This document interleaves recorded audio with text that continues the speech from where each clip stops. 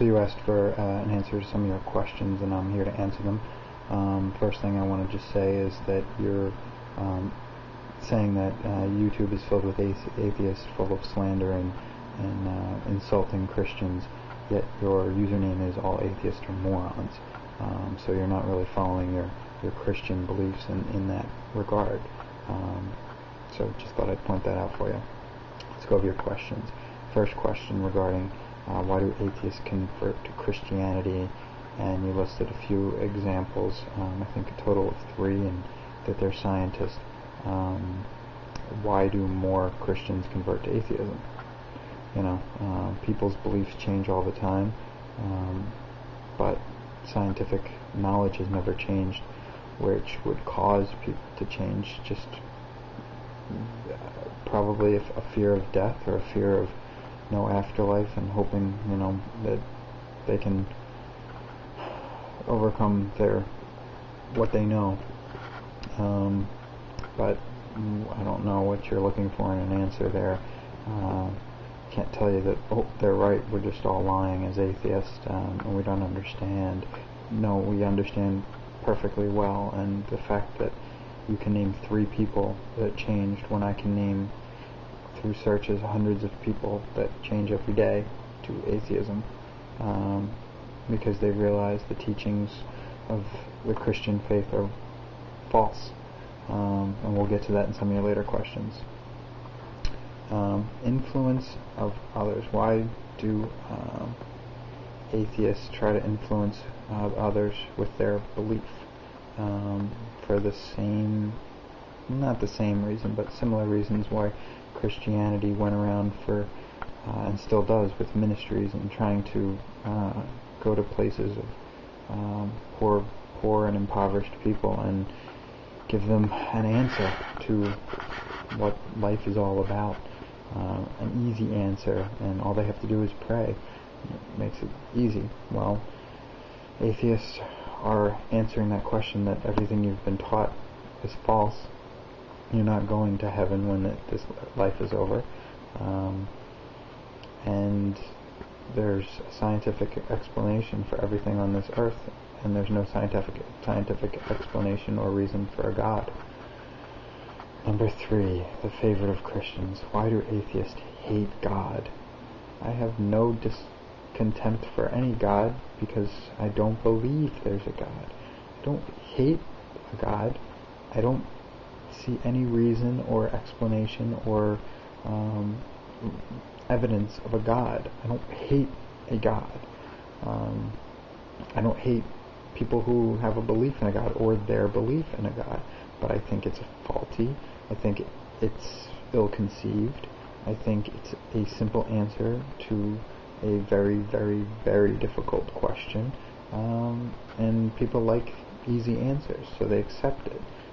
But I don't hate a God that I don't think exists, except it's the same as the other reason that the Christians on YouTube with their questions of are you prepared to go to hell? No, I'm not prepared to go to hell, because I don't believe there is a hell. If I believed there was a hell and that I was going to go there, that means I believe in God and I should start praying. But I don't. So, number 4, what's the better life of atheist, or why is atheist life better? This is, again, following the same line of looking for a benefit or a reason for what you do. You choose Christianity, and Christianity is passed on very easily because it gives a simple answer to a difficult question and a better outcome than just a death that has no ending. And there's someone out there looking out for you. There's all these, life is better than it is. There's answers to everything if you just accept this. Well, I have no reason to accept it. That doesn't mean that atheism has better answers or is going to immediately respond in a better life, but it opens up the ability to question the world, question things scientifically, and just accept who you are for what you are, and there's not some great plan that you need to follow. You can live your life and hold yourself accountable for how you live your life, not some, other force, whether it's a God or, karma or anything. No, it's your life, and you live it how you see fit. Number 5, why act like animals on the YouTube? I think there are some atheists that do resort to tactics that probably they shouldn't, but I believe there's many Christians who do the same exact thing, like name their username "all atheists are morons." But at the same time, I think a lot of that anger that you see is not so much perceived for people that have belief in Christianity. Although sometimes it comes out that way, I won't deny that. But it's an anger at the religions of the world and the evils that they cause, and the ignorance that they breed on,